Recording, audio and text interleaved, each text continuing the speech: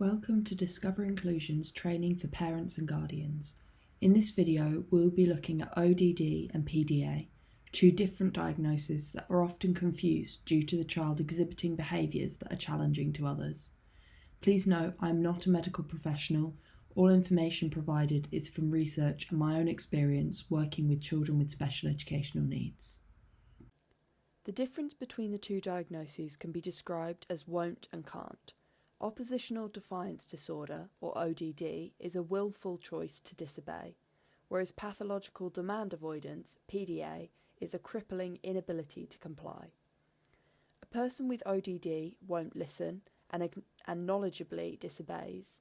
They may be intentionally spiteful and blame others for their negative behaviour. A person with PDA can't comply due to crippling anxiety or sensory overload and becomes panicked by everyday demands, increasing a need to be in control. In this video, we will look at each of these diagnoses and what your medical professional may suggest for your child. ODD is not part of the autism spectrum, but is often diagnosed alongside other disorders, such as ADHD or a mood disorder. It's rarely given as a standalone diagnosis. ODD is characterised by deliberate actions of defiance, including being vindictive, uncooperative and argumentative. It can present differently in girls and boys. Boys are more likely to show physical violence and intense outbursts, whereas girls are likely to lie and refuse directives. Whilst there is no known clear cause of ODD, professionals believe there is a natural disposition from neurological differences, in addition to environmental causes like neglect, abuse, or inconsistent and harsh discipline. Other risk factors for a child being diagnosed with ODD can include their ability to regulate emotions, family discord, a parent with mental health or substance abuse disorder, the attention given by peers when the child acts, and inconsistent discipline from both an individual and across different environments. Knowing the risk factors can help you spot ODD early and intervene before it gets more severe. ODD can be treated through a variety of therapeutic methods and behaviour changes from the people around the child. The child will also need to learn ways to cope with their emotions and how they can interact positively with their peers. You should talk to your medical professional about what they can offer your child. It's also a good idea to keep in contact with your child's school or nursery, as they will need to implement the same strategies to ensure consistency.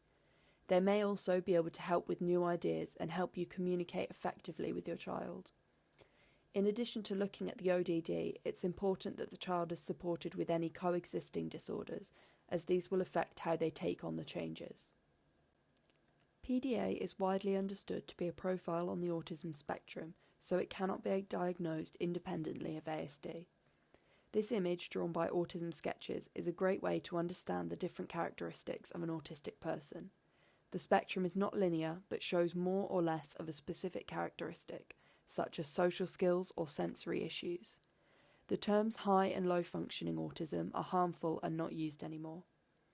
Every autistic individual will experience characteristics to a different level, and their view on the world will be unique and independent. PDA is characterised as an extreme avoidance of everyday demand due to an underlying cause, like anxiety or sensory stimulation. It's important to understand what demands a person with PDA cannot cope with. They can be anything from a recipe or timetable to an expectation or question. This is very different to many autistic individuals who require routine. When a demand isn't avoided, the person moves from being calm to trying to distract themselves. They will then withdraw from the situation or try and take control, and finally panic. When a person reaches panic, it sets off their fight, flight or freeze response, and this is where they may present with behaviour that challenges you. They're not trying to harm you or their environment, but have reached their limit. In order to support a child with PDA, the first steps are to reduce the perception of demands and create a safe environment for them. Reducing the perception of demands can be done by offering choices, asking for help, passive phrasing, indirect communication, and modelling behaviours. Every child will have different methods that work best for them. You can talk to your child to find out what they might find helpful, as well as trying different methods and seeing what helps the most. As with any child, a safe environment is important, and that's no different for a child with PDA.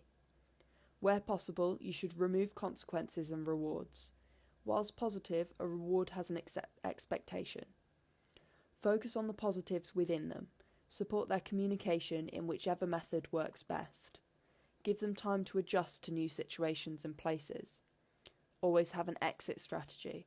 If they become anxious or overwhelmed, what will you do to get them out of the situation? Support their mental well-being, giving them coping strategies through modelled behaviour. Make sure they can have personal space. Support their sensory needs.